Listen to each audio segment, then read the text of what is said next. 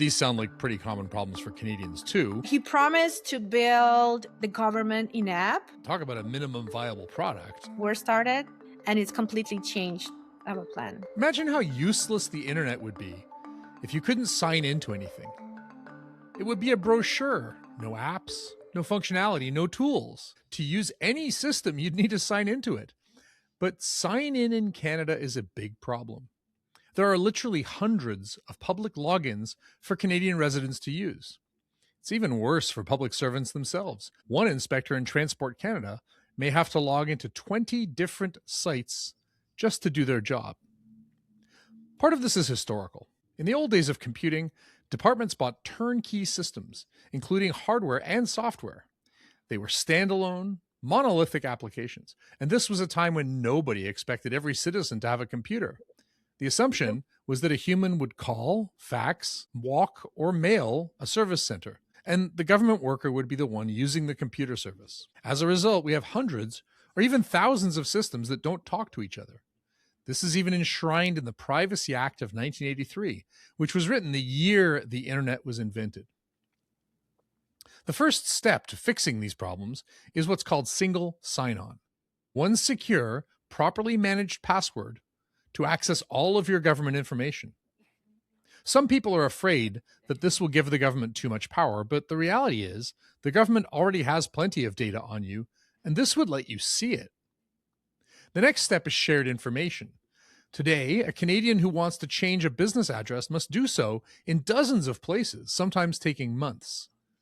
Having a single, articulate source of information, such as your address or your birth date, would not only make apps easier to use because you don't already have to repeatedly enter information that you've already given.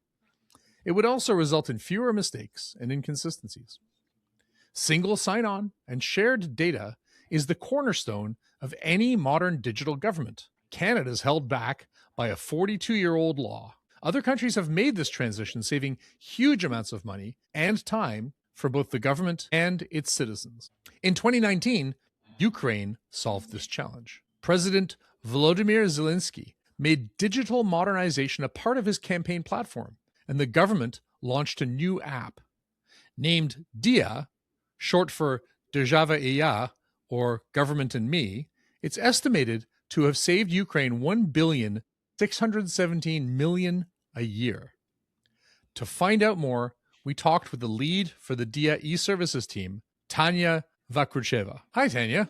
Thanks for being here. Hi, Alistair. Thank you for inviting me to this interview. I'm so excited to talk about Diia. By the way, your Ukrainian pronunciation is great. I love it. Thank you. Before we get started, you used to be a lead for the Diia e-services team. Can you explain to folks what you're working on now? Yeah, I work in a Diia team since 2019 when we just started working on this project, and I coordinate all the project managers and the dev team and was responsible for creating new documents, digital documents in Diia and creating the new services and just oversee whole product. Now I moved, I'm relocated, and now I'm living in the US because of the war in Ukraine. So I continue to work with Diia as the project excellence lead. So I'm sharing my expertise and knowledge with the new people who came to the team and teach them how to launch the services and how to launch them in our framework. And you're working on some customer experience stuff too, right? Yeah, I work for the Utah government as the product manager in customer experience team. So we're helping agencies here across the state to improve the services and make the Utahns' life better. Yeah, it does sound like Ukraine is now exporting a lot of what it learned building Diia to other jurisdictions, which is awesome. But it wasn't always great, right? So can you tell me, what was Ukraine's old digital government system like? I think it was pretty similar that Canadian has right now. So I worked in government in Ukraine even before Diia, so I know a little bit. Every agency has their own system. To log into the system, if the system has the option to log in for the customers to get some services, was awful because you need to create your own account, remember your password, your logging, and it was awful. And after we started working On Diia, it's changed because right now the Diia is the one-stop shop for the services. So when you say awful, you mentioned like having to remember your password. Can you give me examples of the kinds of things that would go wrong because the system was kind of spread across many different logins and services? So just imagine you have 3 different agencies. Somewhere you can apply for your driver license. You need to apply for some social aid and something else. And everywhere you need to create your unique login with unique password and keep everything somewhere on a piece of paper into your desk. So it was hard to maintain just for the citizens, right? And every time they experienced a problem with login, and they create a lot of requests, to the agency, okay, how to do that and that, I cannot log in. And it was just difficult for the citizens, to So there'd jump be into the. inbound call volume as well, right? Like people are actively saying, "Hey, can I help recover my password?" Those kinds of things. Did each department have copies of like your address or your passport number, or was it like only one department had one thing? Every department has the copy of the information that you provided to them at that time when you provided that information. So it was a lot of duplicates everywhere. And the system, they are not talk with each other. So they do not know if you're applying for the driver license. The driver license division doesn't know if your current address or even your address that you provided to them in the application is valid, because they cannot validate it. There's no option. So a department could be sending you mail to an old address that you're no longer at, and you've Hmm. updated it with a different department, but not the one that's trying to reach you. Exactly. So I mean, these sound like pretty common problems for Canadians too. Obviously, you wanted to fix that stuff. What was the spark that led to the creation of Diia? I think our president, because he had this idea when the election starts, he had this idea about Dia in his election company. So he nudged people like us to start working on that project. So it was actually part of his campaign plan. He like was promising this. Yeah, he promised to build the government in app, and he made it. He made And it. this is something that citizens were asking for. They were saying, "Please build us a digital app." We did not saw like a lot of feedback from the citizens that we want an app, right? We want everything in a, like, yeah, we know that people want to have the easiest way to access to the services, to have an option, to get an option to communicate with the government.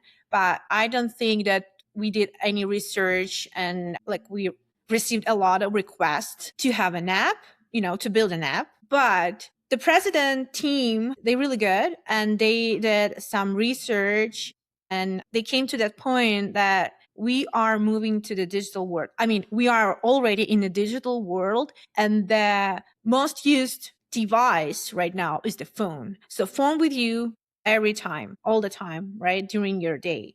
So, and creating the app in your mobile phone where you can interact with the government in different ways. This is a good project for the Ukrainians. Sure. It's interesting though. I mean, you didn't have public demand. It was just the obvious solution. So you put it in the campaign.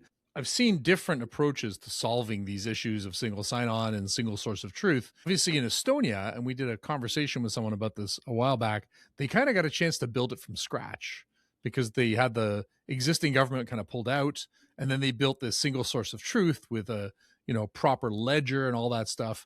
Ukraine's a lot more like Canada in that you had all these different departments already in place and you were trying to get them all to cooperate. So it's a different problem from having the luxury of kind of being able to pull everything out, right? But I mentioned there are two things: single sign-on, which is I can log in once and it just works, and then data sharing, which is each department can talk to the others, and then single source of truth, where there's only one record for each piece of data. Those seem like three separate but related problems. Can you explain like how Ukraine thought about those things when it was beginning to build Diia? We started with the single sign-on to create the space where people can access to everything. Diia was that product, right? So now when you're logging in a Diia, you have an option to ask about some services, And also you will have your digital document. Right now it's 19 actually, 19 documents and 74 different digital services. When you started, how many services was it? We actually started just with 2 digital documents, actually, not the services, but Not 2 even digital. services, just 2 documents on your phone. Yeah. One of the most popular documents, it's a driver license and the vehicle registration certificate. I know in US, in Canada, the vehicle certification registration, it's just a piece of paper, but in Ukraine, it's kind of the plastic document, same as a driver license, and it's used a lot. So all drivers keep it with them, driver license and the vehicle registration all the time. So, I mean, that talk about a minimum viable product. You literally are like, we just put your driver's license and registration on your phone. That's it. Yeah. And you had to sign in with a username and password to get that information? So we're using Bank ID identification because we have the whole national bank identification structure in Ukraine. So we use that tool. Also, later, we added an option to log in Diia using your physical passport, using the NFC to scan the chip on the passport, and it's let you to log in Diia. On the phone. That's amazing. So 2 authoritative sources, either a bank or your passport, which presumably you know a lot about. And the passport, does it have biometrics? It would look at your picture to make sure it matched the picture on the phone? Yeah. So how that process actually working, you connect your phone, right? You open Diia and like put your phone on the passport where the chip is, and then it's reading the chip information. Then it's comparing you with the picture from the passport, and it's actually send the request to the registrar to validate if it's still valid, if it's everything okay, and if responses came like, yeah, it's the true, not the false, but the true. So it'll let you log in Diia. So that's a pretty secure sign-in because you've got biometrics. You look a certain way. You've got a thing you own, which is your passport. Yeah. And you're using the phone, which is using your camera to verify in real time that you're there. So it sounds like a pretty robust system, but also you don't really need to remember passwords in that world. Yeah. Makes it a little easier. Yeah. So that was single sign-on. And what about department data sharing? Could you get the departments to share data with one another, or was that something they just never were going to do? I will start with this. So even before Diia was created, the Ukraine started working on some tool that will help agency to communicate with each other and using the secure protocol of data exchanging. We call it Trimbita in Ukraine, but it's actually the Estonia product. It's called X-Road in Estonia. So they share the experience how they build that, and we rebuild the same tool in Ukraine, and we're still using it. So it started even later than Diia was created, but it was hard. It was hard to nudge agencies to use the tool because they have their own world and own space, and they're like, yeah, we're good here.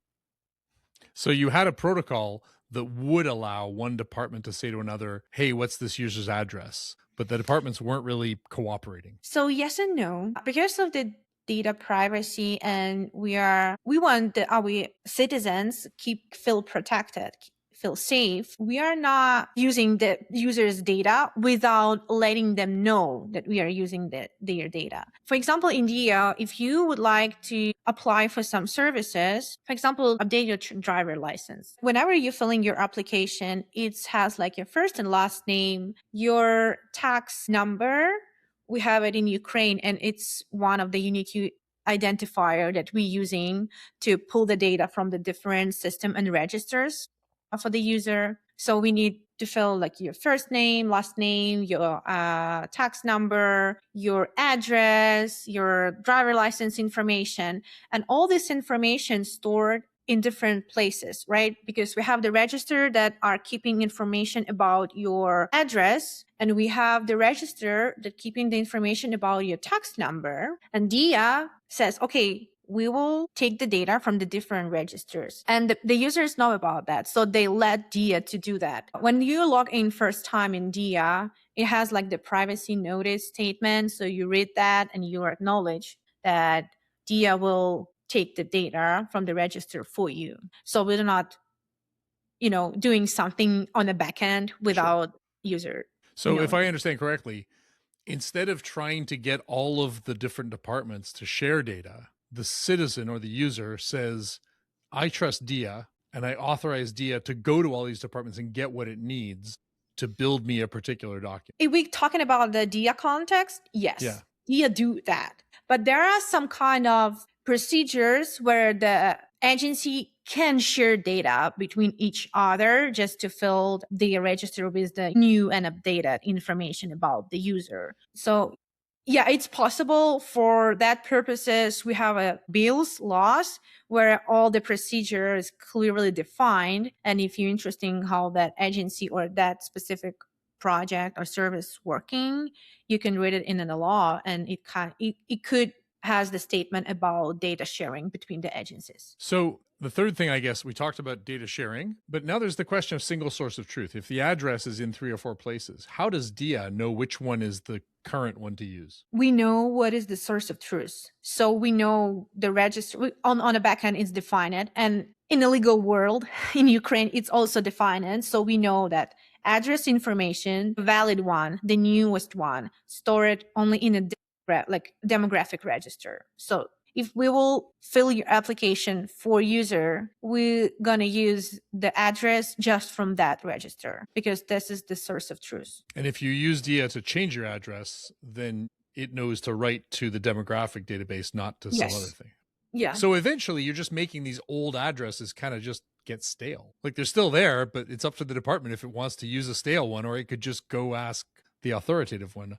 Does that mean that like our departments starting to converge now? Are they starting to realize I should just use the demographic address? I think they on the way to some of the agency already realized, and they making some steps to create a data sharing between a demographic register, just to take the data from them and validate the information about the users and store it in their registers. So some agencies are doing that already, and some just starting considering about that. Okay. Tell me about citizens being concerned about this. You mentioned they can go check the law. You said, we want to protect the citizens. When this started, were the citizens concerned about this perception of all the data being in one place? Even though, as you said, it wasn't really in one place. It was just being assembled by Diia in one place. What were the opponents to modernization saying about this initiative? So I can say some people still have a concern, and we continue to answer the questions that they have. So to show people that we are trying to do as much as we can to protect their data using the secure protocol, using the instruction, how we can see the data on the back end. And the first couple years, the Diia did not save any data about users. So at all, like nothing. Now, because we have more services, so we have the hash data on the back end because the product is growing and the interactions is growing, and we just rebuild a little bit the architecture. So for the non-technical people, when you say hash data, you mean you're storing some encrypted signatures and stuff on it that are useless to anyone, but they save you compute time by having like a thing you can verify locally. Is that right? Yes. Yeah, exactly. Okay. So you said that you started out with like driver's license and registration. Obviously, there are more things than that in it now. So can you tell me a little about what the roadmap was and how quickly you added new features? The roadmap was to start adding the services and documents that most used between the citizens. So we have the statistics and data from agencies, how many documents are exist, how many renewals people doing per year. And was the start point to make a decisions what need to be made in Diia sooner or later, right? Just to help us to prioritize. And we have our internal developer team. So Diia is not something that has the base on some existing tool. It's in-house tool, was created by scratch. The EPAM, it's well-known dev company in the world. The EPAM helped us to create the MVP product. And then we hired our own developers, and now it's an in-house team who are building the services. So it depends on the service. What do you add? Like you started out with driver's license. What was the next big one that everyone was like, oh, finally, that's on there? So The next one was kind of the certification, the student certificate that show you have like the master degree, bachelor's degree, or whatever, and the pension certificate, because we have a lot of pensioners and the people using that certificate for the public transportation a lot to buy the medication at pharmacy. So it sounds like it started with credentials. Yeah, Here's yeah. here's here's what I'm able to do. I can drive a car, I can get this medication, I have this level of education. So it sounds like things like a driver's license or registration or student or accreditation, these are forms of documentation and you're authenticating that those are real. But there's a difference between that and getting Diia to do something like change an address or using it for a transaction like a public transit payment system or something. At what point did Diia evolve from a set of credentials to actually taking actions on behalf of the citizen? So in our plan, it was on the start, in our plan was to create the services and help people to make some interactions. So we started with the main documents, depend on the statistics, right, that we got from the agencies. And then we start building the services. So the first services, I remember it was kind of the statement from the register.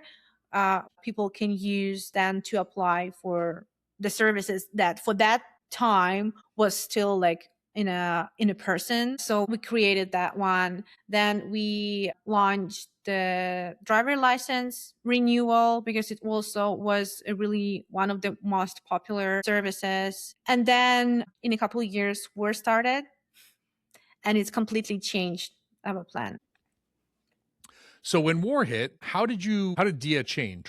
What happened to the existing services that people could expect from Ukraine, and what was Dia's new role? Yeah, it's a good question. So when the full-scale invasion starts, I think everyone plans changed and Dia plans as well. So I think we had a break for the day just to recognize what happens because nobody expected it could be right in the 21st century. But Dia, we will turn back to work and we started with the new type of credentials because a lot of government registers and system was turned off in a preventive purpose just to keep data secure and do not let anyone get an access to it. So if I understand, this data is in data centers in Ukraine. If some invader were to come in and access that, they would be able to compromise your credentials. And so those systems were disabled preventatively ahead of time. And so you now needed a new credential, but you could do it on Diia because Diia was properly deployed in a sort of resilient way with backups and other systems that maybe the older ones didn't have. Is that right? Yeah. Diia have a couple backups, and that led us to create the new type of credentials, like we called it e-document, that helps people to verify the identity when they came through the checkpoints. Also, a lot of people are migrated from different parts of Ukraine closer to the Poland, right, to the west of Ukraine. And when this happened with you, you are not thinking about anything. You just try to keep yourself alive. So you just run without any document. You just keep your phone in a hand. That's it. So it helps the people also, like use the trains and all other transport where you need to verify your identity, right? And show who you are. And Wow. So it really became an instrument of national security. yes. So I've heard other stories about Diia. One was that if you wanted to report like a saboteur or a spy, it was a way for you to authenticate people who were reporting things during the war. Is that the case? It is, yes. So we had a chatbot in Diia that helps you to report on Russians. Because Diia is verify who you are, we know that the information that providing through the Diia is valid. So our army can react on that. And did Russia attack the communications channels like TV and radio? Or, usually they say the first casualty of war is information. So you normally target the communication systems. Did Diia fill the gap there as well? Yes. It's a good question, Alistair. I'm so impressed. um, Russians destroyed a lot of infrastructure, and they're still doing that. And to keep Ukrainians updated about the situation, what's going on, we created an option in Diia to be able to watch the news and listen to radio. It was especially important for the people who was already on the occupied territory. Even if they still have some kind of infrastructure, they just turned off all the Ukrainians TV channels and radio channels. Wow. These are things that you usually don't think about in, most countries, but I'm thinking about the dual use nature of credentials and resiliency in a world where, as Mark Carney says, nostalgia is not a strategy. On a slightly lighter note, tell me about the tank game. It's my favorite. It was our minister idea. So the war is the worst things in the world, right? And just to bring some joy and fun, we decided to give people an option to play games in Diia.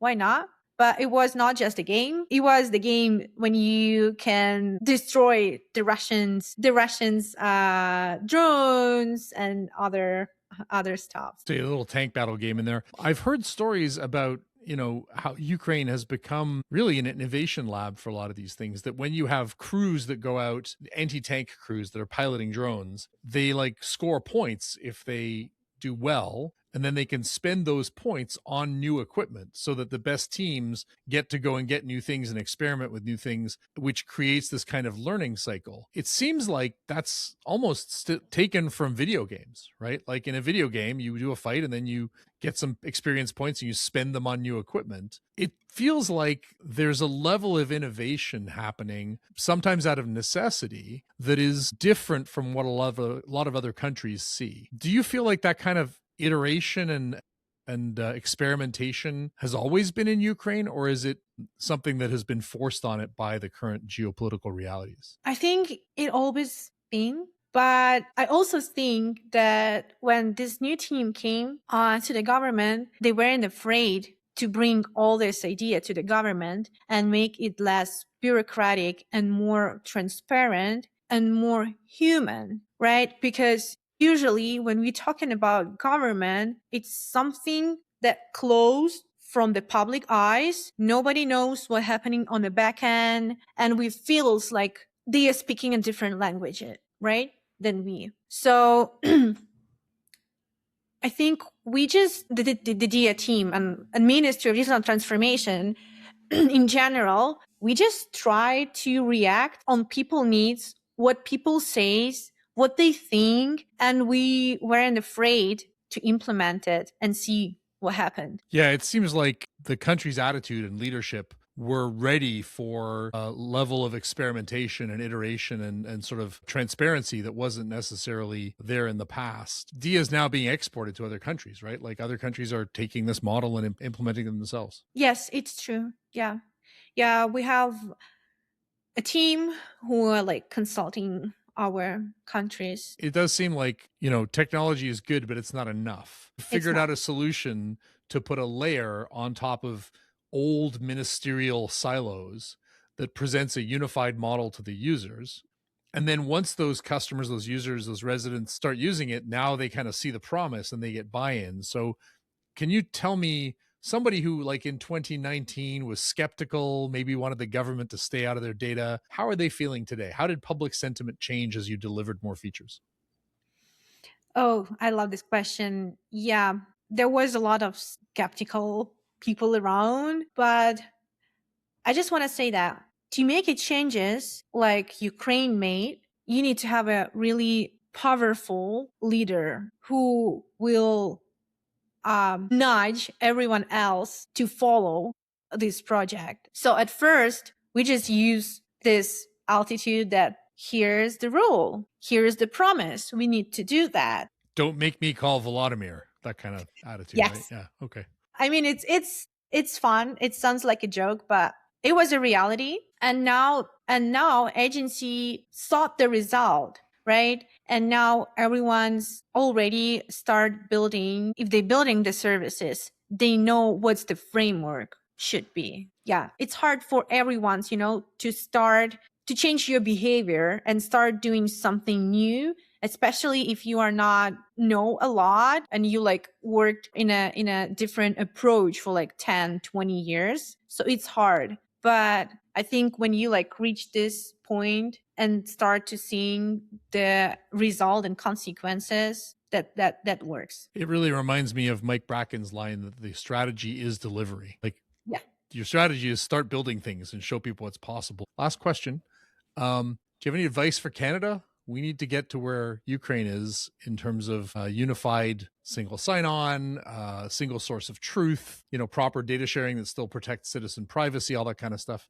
Any advice for Canada? Yeah, I actually have. I'm pretty sure that Canada is really good in understanding what's the best digital tool and approach you should pick. I think my advices would be change the mindset to start listening your citizens. This is really important. And do not afraid to make changes. Do not afraid to make promises. Because if you make promises, society expecting something from you. And this is like kind of building your task list. So you know that you will do that. And I don't know, it's not an advice, but I believe that these changes could happen in other countries if the country will have a strong leader. Because what I'm seeing right now, it's really important that someone on the top support you. I just want to add one more important thing that Ukraine did in the way of creating all this Diia world. We have a really, really strong marketing team who did all the researches, who helps and create all these plain language communications with the government, like the citizen and government. So this is important. This is something that I believe in. And this would be the last recommendation for the Canada and all others. If you would like to build the product that people will start using, spend some time and resources on the marketing team. Yeah, that's something that is so often overlooked. I think because government knows it's a monopoly, like people have to use the product, they just don't bother promoting it. They're like, that's the product, as opposed to trying to get people excited about it. And maybe it's also seen from a public sector side as like, we're not in the job of promoting things that feels partisan. But it does feel like the government could do a better job of promoting its successes and getting people excited about stuff just to maintain public demand. Thank you so much for sharing this with us. I mean, Canada and Ukraine are strikingly similar in terms of having had different silos of government departments that have been there historically and don't communicate. We have roughly the same population, around 30 to 40 million. We're sort of resource rich, large land, fairly distributed population. I think there's a lot of interesting parallels there. So it does seem like there's a lot we can learn from Diia, and hopefully we can build these kinds of solutions without having to have a foreign invasion galvanize us to act on it. Better to build it while we can.